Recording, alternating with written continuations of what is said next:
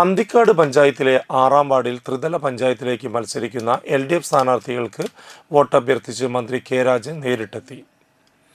6-ാം ward സ്ഥാനാർത്ഥി CK Krishnakumar, block division സ്ഥാനാർത്ഥി ജ്യോതി ലക്ഷ്മി വസന്തൻ, ജില്ലാ പഞ്ചായത്ത് സ്ഥാനാർത്ഥി KN സലിജ എന്നിവർക്ക് വോട്ട് തേടിയാണ് സ്വന്തം വാർഡിലെ വീടുകളിൽ മന്ത്രി എത്തിയത്. വെള്ളിയാഴ്ച രാവിലെയായിരുന്നു വോട്ടഭ്യർത്ഥിച്ച് മന്ത്രി എത്തിയത്. സാധാരണ നിലയിൽ അന്തിക്കാട് ഗ്രാമപഞ്ചായത്തിൻ്റെയും ബ്ലോക്ക് പഞ്ചായത്തിൻ്റെയും ജില്ലാ പഞ്ചായത്തിൻ്റെയും ഇതിനെല്ലാം ഉപരിയായി കേരളത്തിലെ ഇടതുപക്ഷ ജനാധിപത്യ മുന്നണി ഗവൺമെൻറ്റിൻ്റെ 10 വർഷക്കാലത്തെയും ജനകീയ മുഖമുള്ള വികസന പ്രവർത്തനങ്ങൾ നമുക്ക് നേരിട്ട് അറിയുന്നതാണ് എന്ന് നമുക്കെല്ലാവർക്കും അറിയാം.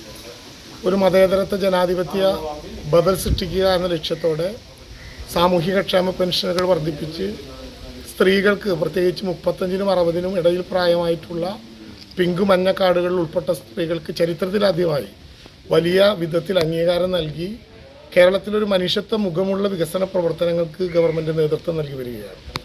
ആ ഘട്ടത്തിലാണ് ഈ വരുന്ന തെരഞ്ഞെടുപ്പിൽ ഒരു മതനിരപേക്ഷ രാഷ്ട്രീയ ബദൽ ഉയർത്തിപ്പിടിച്ചുകൊണ്ട് കേരളത്തെ തകർക്കുന്ന കേന്ദ്ര ഗവൺമെൻറ്റിനും അതിനോട് മിണ്ടാപ്പാറ നയമെടുത്തുകൊണ്ട് കേരളത്തിലെ ജനങ്ങളെ ദ്രോഹിക്കാൻ കൂട്ടുനിൽക്കുന്ന UDF നേതൃത്വം നൽകുന്ന പ്രതിപക്ഷത്തിനുമെതിരെ കേരളത്തിൽ ഉയർന്നു വരുന്ന ഒരു ജനകീയ രോഷം ഈ തദ്ദേശ സ്വയംഭരണ തെരഞ്ഞെടുപ്പിൽ പ്രതിഫലിപ്പിക്കപ്പെടും.